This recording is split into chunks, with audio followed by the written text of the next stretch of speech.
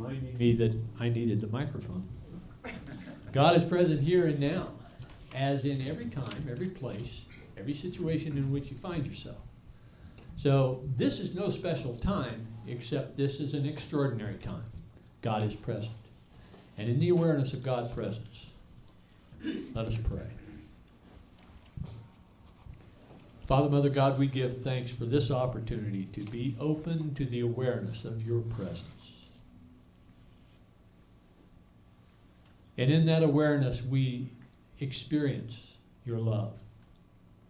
We experience your compassion, your guidance. We experience your ever-present embrace.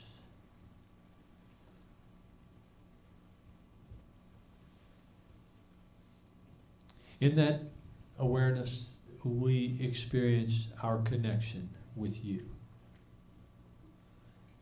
Not as a separate entity, but rather as an indwelling presence.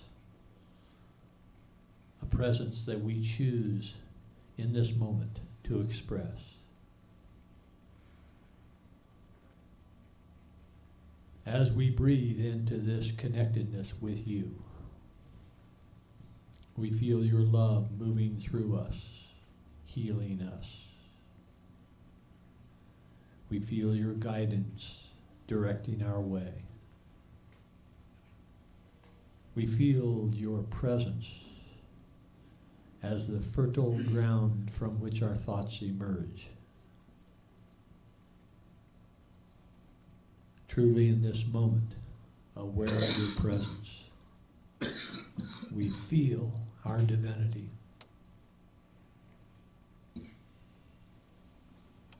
And in that awareness, as we see those in our experience with who seem to have a lack of that awareness in this moment, we hold them in consciousness. We see them embraced by your love, permeated by your presence.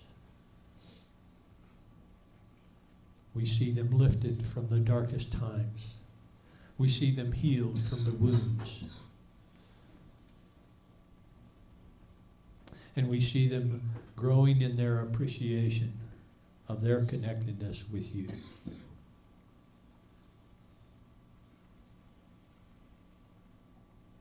Breathing in and breathing out.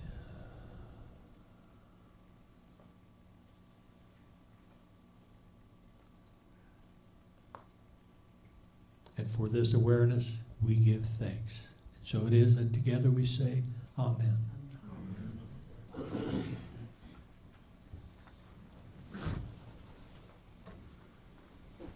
Harmonizing with the universe.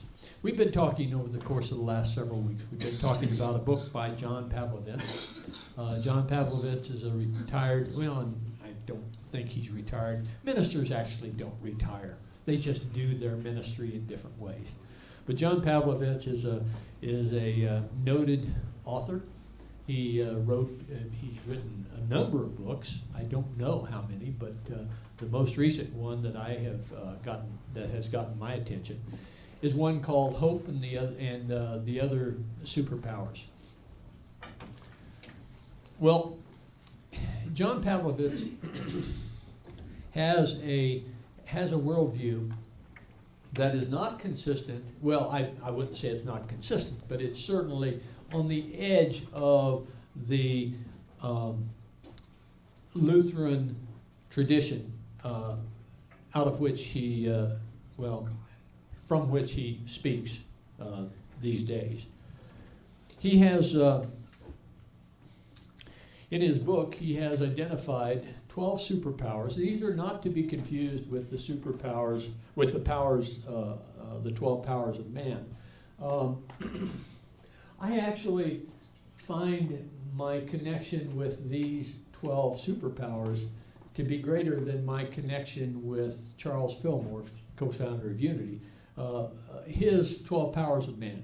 And the reason is that these 12 superpowers that he talks about are practical, day-to-day things that we can engage, powers that we can wield to cause our days to be more harmonious. These powers are compassion, humility, and kindness as they contribute to our relationship with others. Courage, persistence, and sacrifice as they contribute to our addressing adverse circumstances in our lives. Humor, creativity, and honesty, which we're going to be talking about today, but these are the tone, if you will. They establish the tone of our engagement with our day-to-day activities, events, and relationships. And then wonder, gratitude, and hope. And these are related to our worldview. And we're going to be talking about humor, creativity, and honesty. But first, I'd like to go back to this philosophical concept of panpsychism. You know, we have been told over and over and over and over again in our various faith traditions that it's important that we have faith that the teachings that are offered in those traditions are true. And that's really a religious perspective. A spiritual perspective, in my mind, is one that we have these teachings that we are exposed to, but we're not asked to believe that they're true, but rather to give them a chance. Right? These teachings, to give them a chance, put them into effect in your life and see if they work. If they work, then they're true for you. If they don't work and you've honestly attempted to implement these teachings, then they're not true for you. So rather than relying upon a belief that the teachings are true, a spiritual perspective is one of testing that out. Let your life be a laboratory in which these teachings are practiced and see if indeed they are true for you. Well, we have, over the course of time, we have learned certain things about this world and how this world operates. Oh, thank you. Thank you, thank you, thank you. He has many talents. But most of all, he has a big heart. And thank you. So, back in the day, we understood gravity to a particular level, to a specific level. And that level was that we understood that when we threw a stone, that stone would come back to Earth. We didn't know why. You know, maybe the Earth was a magnet, the stone was a piece of metal. I don't know. But we understood that when we picked up a stone and we threw it, that it would come back to Earth. And so from the earliest days, I am certain that when we walked upright, we learned that we could take this thing on the ground and we could throw it at an animal. And if we hit that animal in a particular place, we could cause that animal to die and we could then eat it. Okay? So our knowledge of gravity was one where we understood that if we threw the stone at a particular angle, at a particular speed, it would land at a particular place. Over and over and over and over again, when we picked up a stone and we threw it in a particular angle, in a direction, at a particular force, we would know where it landed. And thus, our ancestors were able to feed their families. Over the course of time, we have come to understand gravity in a different way.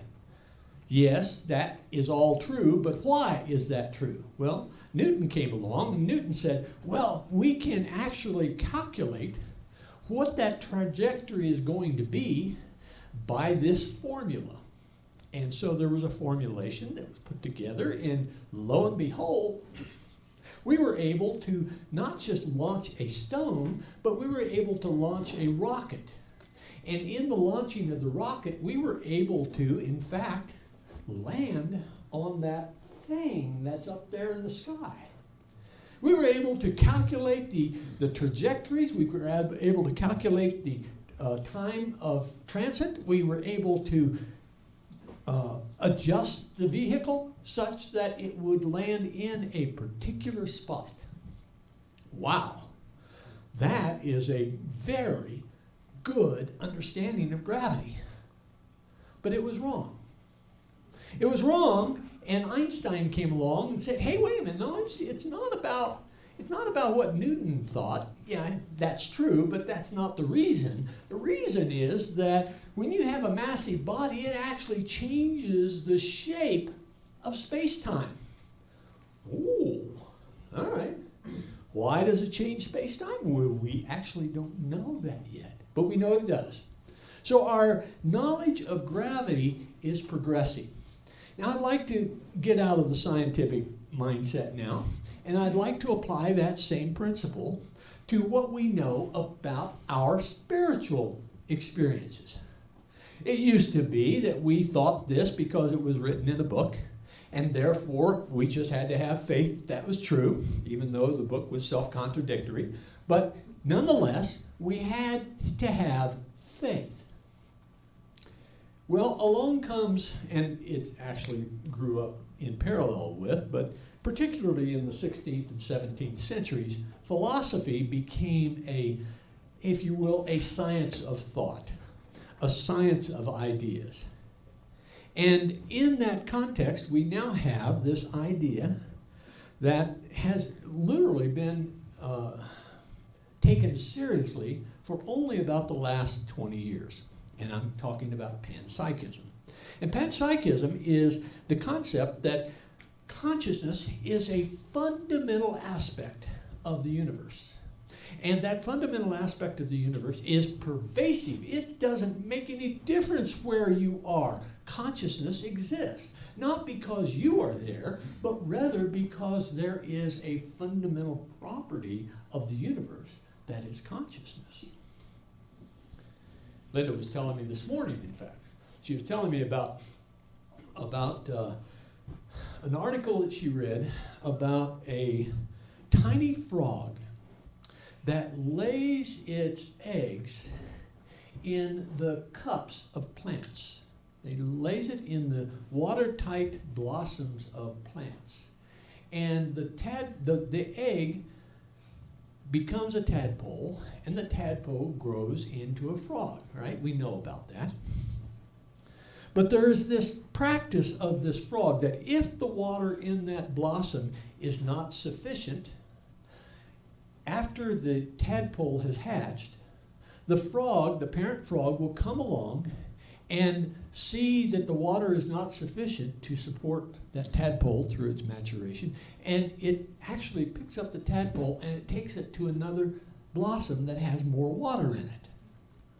Not only that, the mother of the tadpole comes along and lays an unfertilized egg.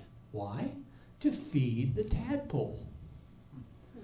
Now, botanists will say, wow, or biologists will say, that's really a high level of instinct, that this tiny frog would be able to assess the water level, determine whether or not it was high enough to support the tadpole through its life, and the mother would come along and would lay an unfertilized egg to feed the tadpole. That's really a fine-tuned instinct. What if it's not instinct at all? What if it's consciousness? What if panpsychism is indeed absolute, or not absolutely, but it is a true expression of what we experience in life? What if that frog, the parents of that tadpole, were conscious to the effect of being able to assess the condition, recognize when the condition was not sufficient, to recognize an alternative situation in which their offspring could survive, and having made that transition to that other condition, to be able to feed the tadpole with an unfertilized egg? We have been amazed by the instincts that we see in the animal kingdom. I suggest to you that maybe it's not instinct at all. Maybe it's consciousness. And if that is so, then we have a huge amount of Homo sapien arrogance that we have to atone for. We need to turn around and apologize to all of the conscious beings out there. Sorry, we didn't understand.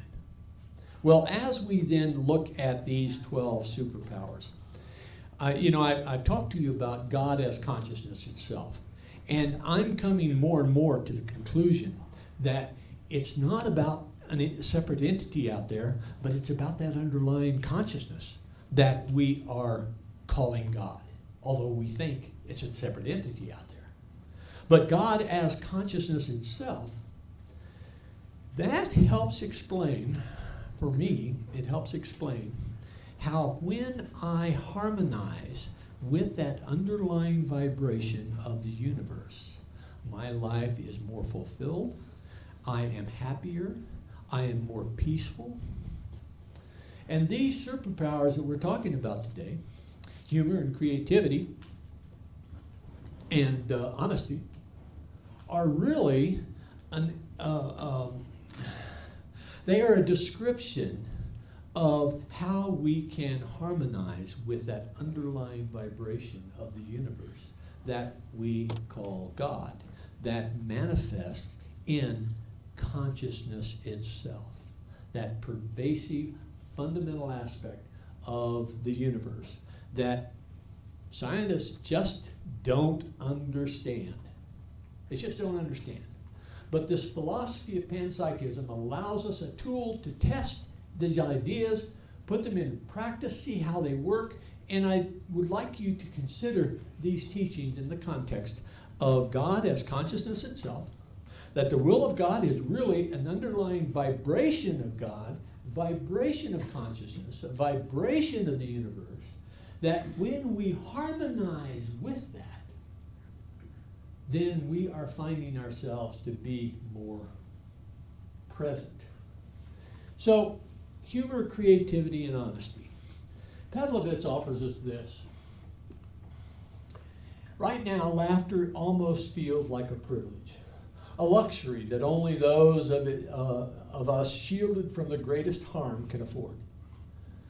But he says, I don't think that's true. I think the more vulnerable we are to threat, the more critical it is to guard our funny bones. As people seem to become more cruel and mean-spirited, our ability to hold on to our lightness makes us bulletproof. I don't know how many of you had the experience in school.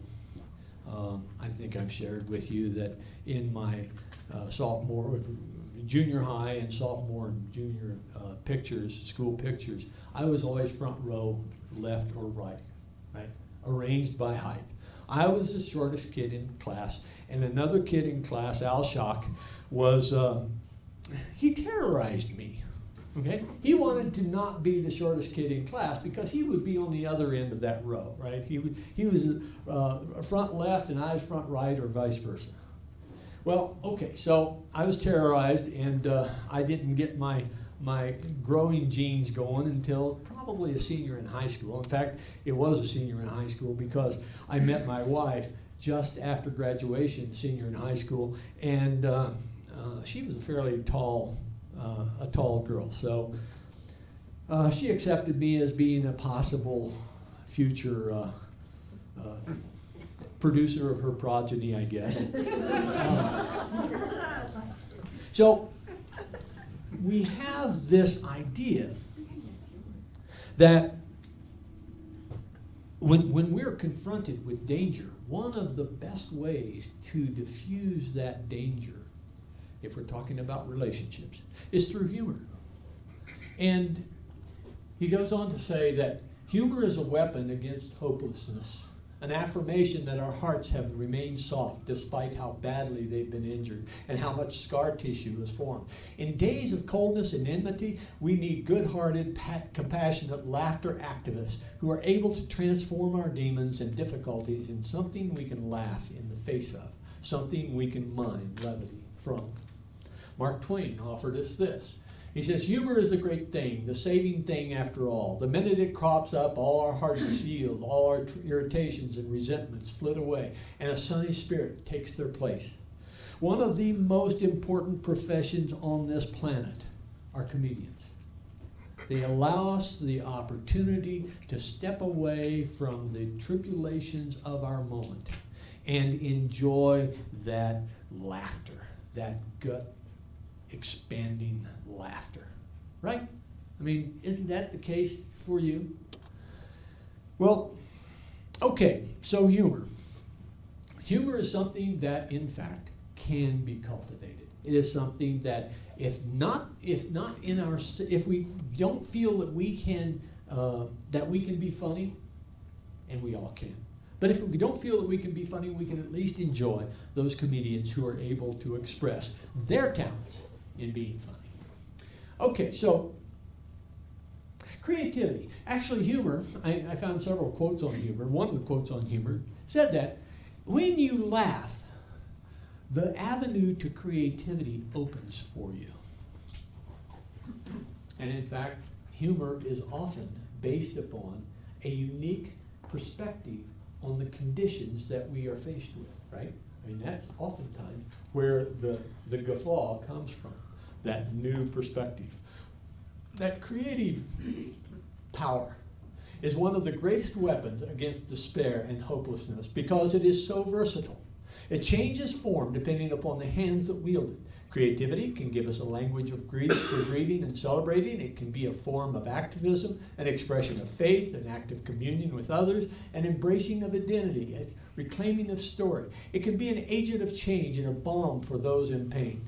Creativity is both an outlet and an offering of expression, something given and something received. One of the things that doctors are finding is that therapy of injurious invasions of the body, whether it be operations or it be recovery from a long illness, is that therapy of a creative nature can often take the person out of the pain, take the person out of the tribulation that is caused by the conditions that they're experiencing, and put them into a place where they are expressive of that underlying fundamental characteristic of who they are.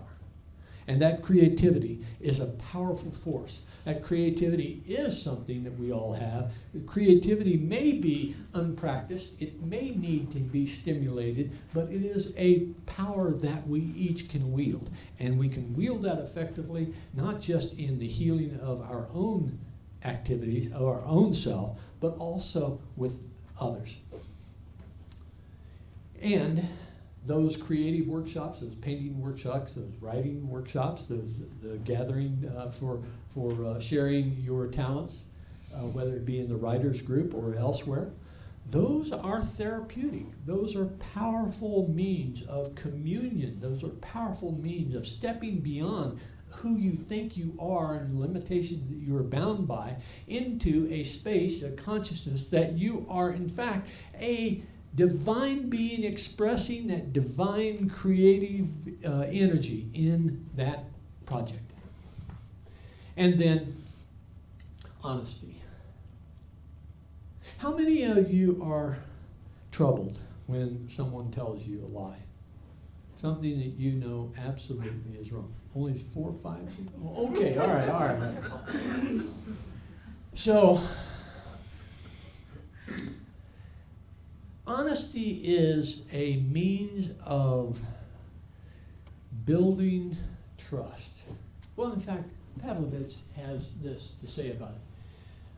As difficult as it can be to locate the objective, fixed, unvarnished truth, if that exists, it is still worth aspiring to. In our romantic relationships, business dealings, and friendships, honesty is how we build up a solid equity of trust with people. Over time, our word becomes a body of work, and people measure us by the veracity of what we've said to them in a million small consistencies, all woven together. Every weatherproof marriage, every solid business partnership, every unbreakable family bond, or thicker than blood friendship is the sum total of all the time someone close to us proved truthful, and how such reliability made us feel.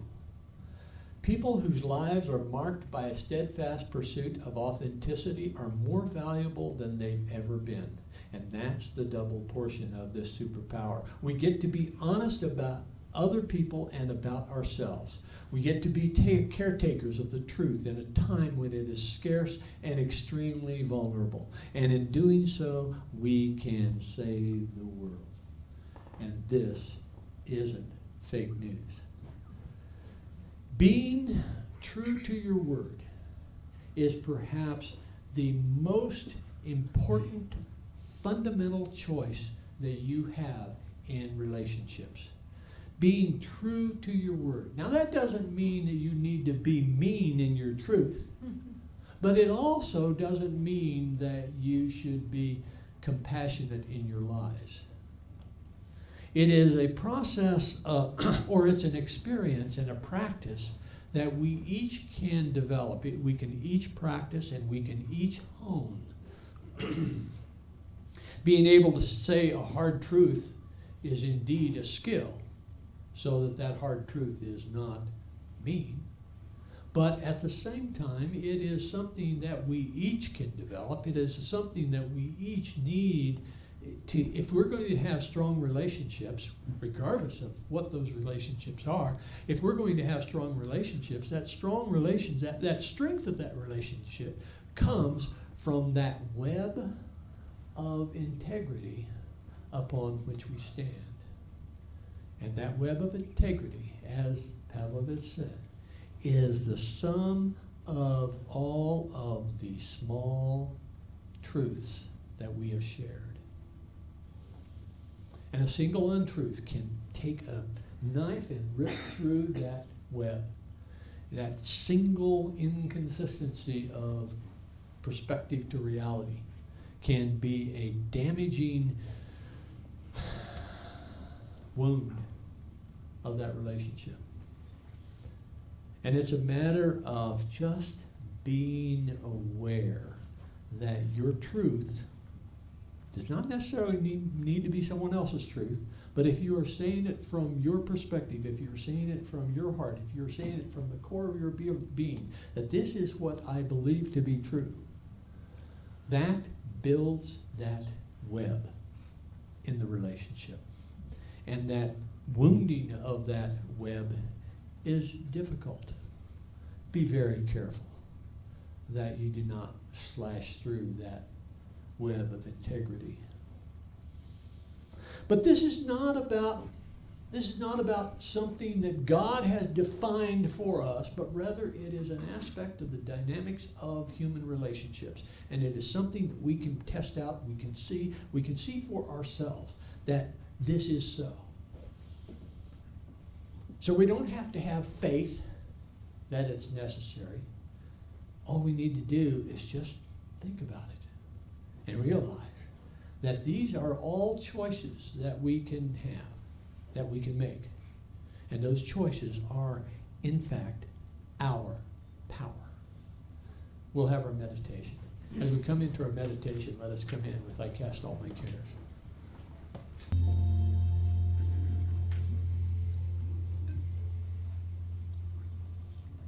As we breathe into this moment, realizing that in this moment we make our choices. Our choice for humor, our choice for creativity, our choice for honesty is made in this present moment and every present moment. That choice is our power to make the appropriate choice, the choice that lifts, the choice that heals, the choice that moves our relationships forward, building them, expanding them. Those choices are made here in this moment.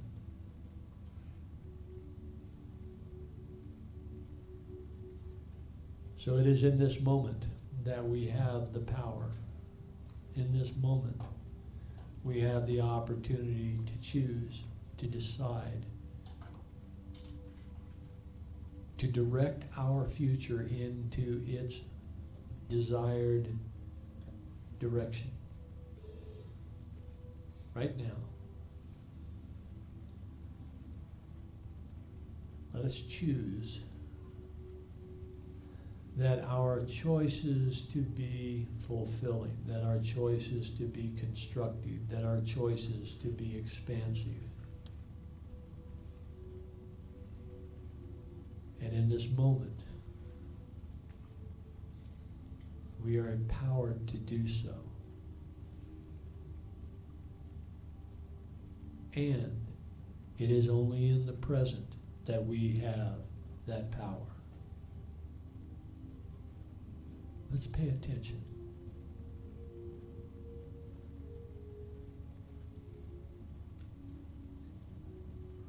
Let's let our intentions of positive, constructive, expansive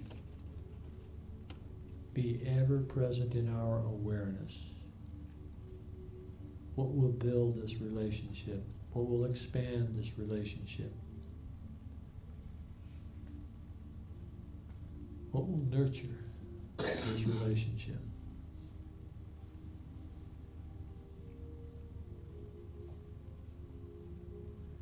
As we commit to this empowerment, we will sense that our consciousness is becoming more and more harmonious with that underlying vibration of the universe. And when we realize that, we will recognize that we are truly creative, divine beings.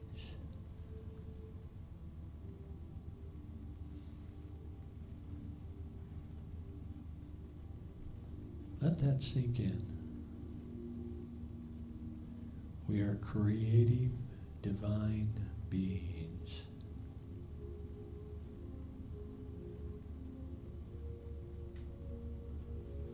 Harmonizing with that underlying vibration. Empowered with the divine powers that arise through that harmony. We are truly God in expression when we choose to be.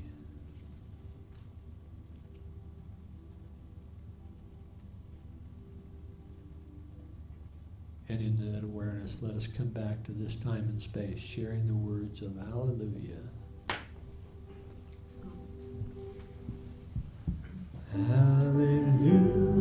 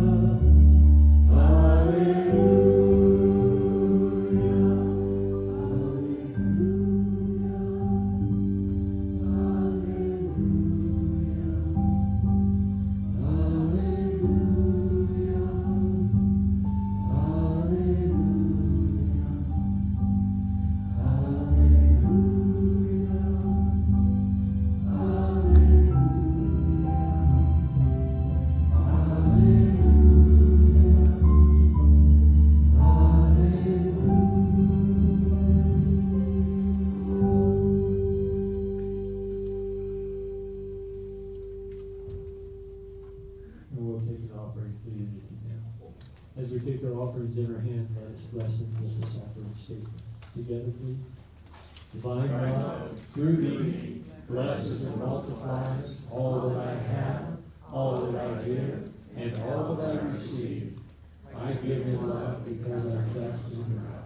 And once again, Trinity be the Master and irreverence. Cool.